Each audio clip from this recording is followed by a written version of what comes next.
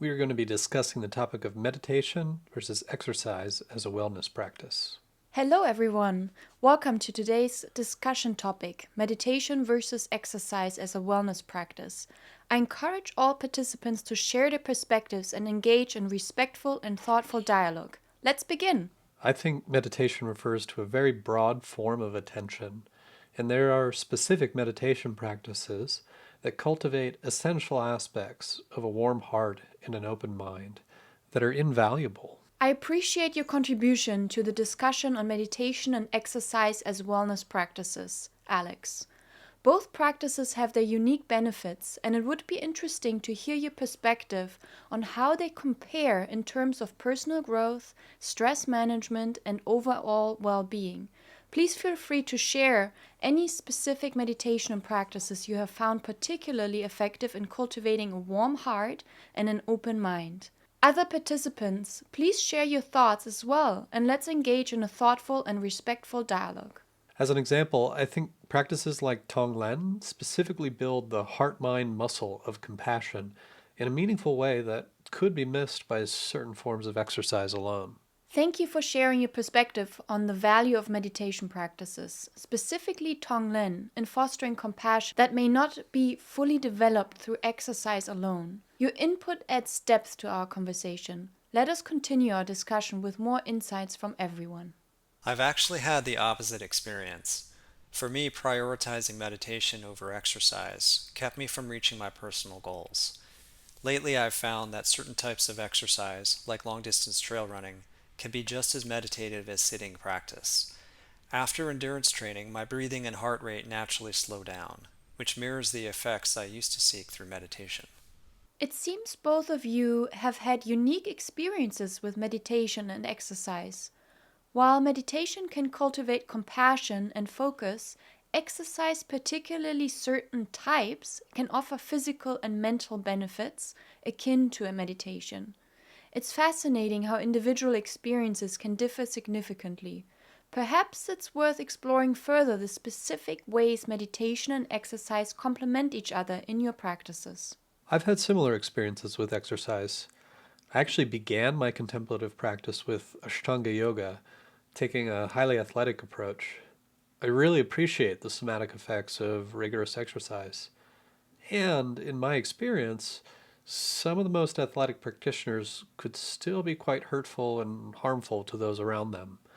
This really bolstered my sense that, in some cases, specific training in self awareness and compassion can really be missed by exercise alone. It's interesting to see the diverse perspectives on how meditation and exercise can intersect and complement each other in personal practice.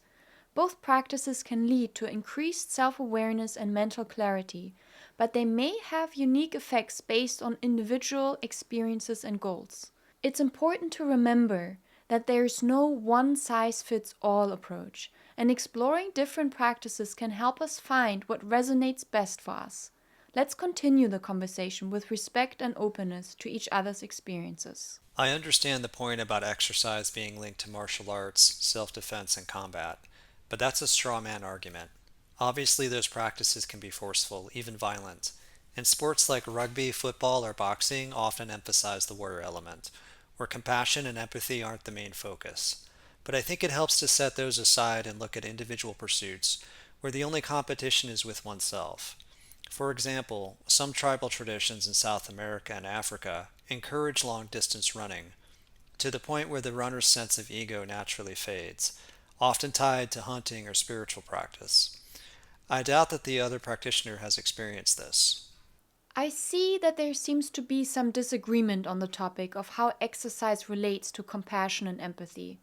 It's important to remember that not all forms of exercise are linked to martial arts, self defense, or combat. Some practices, as you've mentioned, can be focused on personal growth and self improvement and may even foster compassion and empathy. However, it's also important to acknowledge that some forms of exercise can be competitive and potentially harmful to others, which is where the emphasis on compassion and empathy comes in. Let's try to keep the conversation respectful and open to different perspectives. Would you like to share any specific examples or experiences you have had with exercise and compassion? I actually find martial arts and combat exercises that emphasize the warrior element can be useful in cultivating compassion. To use polyvagal language, I think they help cultivate the ability to be in hybrid states of ventral vagal and sympathetic tones simultaneously, the play zone. This seems useful to me in being able to contain aggression and maintain a compassion and respect, even in the face of anger, hatred, and activation. In regards to the ego fading, while I think that is a pleasant experience, in my experience, it is not enough. In the Nalanda tradition, there are the ideas of samadhi, the illusion like aftermath, and the reconciliation of dichotomies. These ideas essentially point out that seeing beyond the constraints of the ego is essential, but that those insights need to be held even when the ego is back online. Otherwise, stories will take hold again. Again, in my experience, exercise alone does not adequately cultivate the ability to hold the insights of going beyond the ego once the ego is back online, so to speak. I see that you've shared your personal experiences and perspectives on the potential benefits of martial arts and combat exercises for cultivating compassion and holding insights gained from these practices while the ego is back online. It's fascinating to learn about your experiences and the traditions you've encountered. If you have any questions or thoughts you'd like to share based on this topic, please feel free to do so. Otherwise, let's give others an opportunity to contribute to the conversation. Thank you for sharing your insights. I see the point being made. Those skills and techniques can be valuable, and there's research supporting their role in meditation and conscious development. One of the core principles of meditation is focusing on the breath, slowing breathing and pulse so the mind can relax and let go. What's interesting, though, is that the starting point is physical, not mental. That suggests the body often leads the way. Nervous system regulation, for example, is key to reaching higher states of consciousness. Building on that, the brain can only survive a few minutes without oxygen, which makes oxygen intake fundamental to conscious awareness and insight. Through rhythmic breathing and long distance running, oxygen enters the system and activates the mind in a different way, producing the so called runner's high.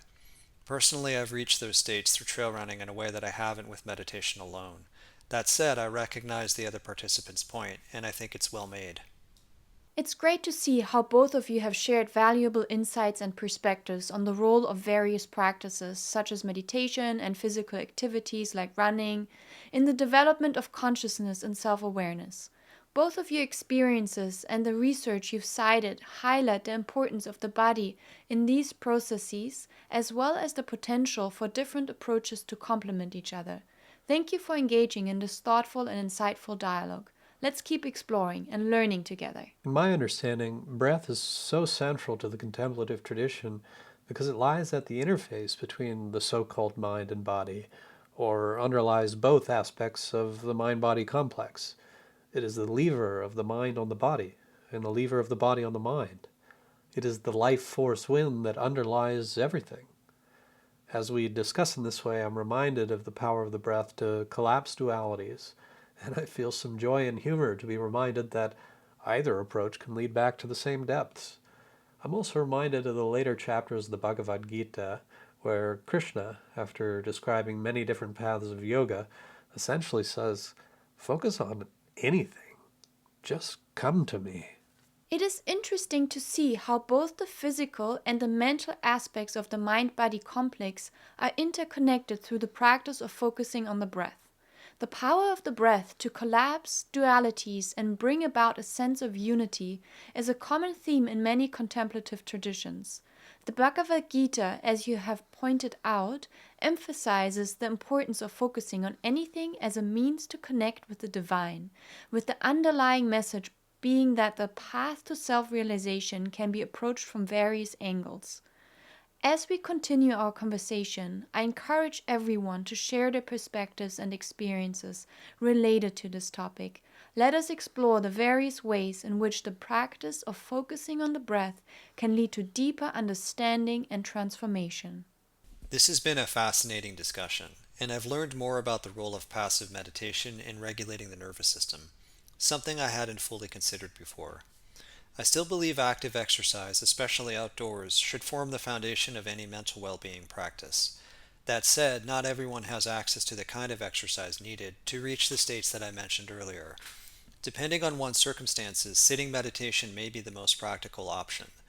Personally, I'm fortunate to live near a wilderness area with trails where I can run and explore, but I know that's not available to everyone. I'll keep the other participants' points in mind when I talk about this topic going forward. It's great to see such a thoughtful and informative exchange between both of you about the role of meditation and exercise in mental well being. Both approaches offer unique benefits and can complement each other. It's important to acknowledge that everyone's circumstances and access to resources are different, and finding the right balance between meditation and exercise can depend on individual needs. Keep exploring these ideas and sharing your insights with the community. I've enjoyed this discussion, and I think you've made some compelling points. As a result, I notice I'm less concerned about what could be left out if exercise is prioritized over meditation, and more open to this sense of personal preference or fit. I feel I have a little more self awareness about how I may hold a story, that certain capacities won't be developed without direct intentional effort through contemplative practice, and I notice that softening. I will also keep that in mind moving forward. It's great to hear that this discussion has led to increased understanding and self awareness for both of you. The importance of personal preference and fit in any wellness practice cannot be overstated. Let's continue to keep an open mind and learn from each other as we explore different perspectives. I appreciate the thoughtful contributions of both participants. Please feel free to share any additional insights or questions you may have as we continue this dialogue.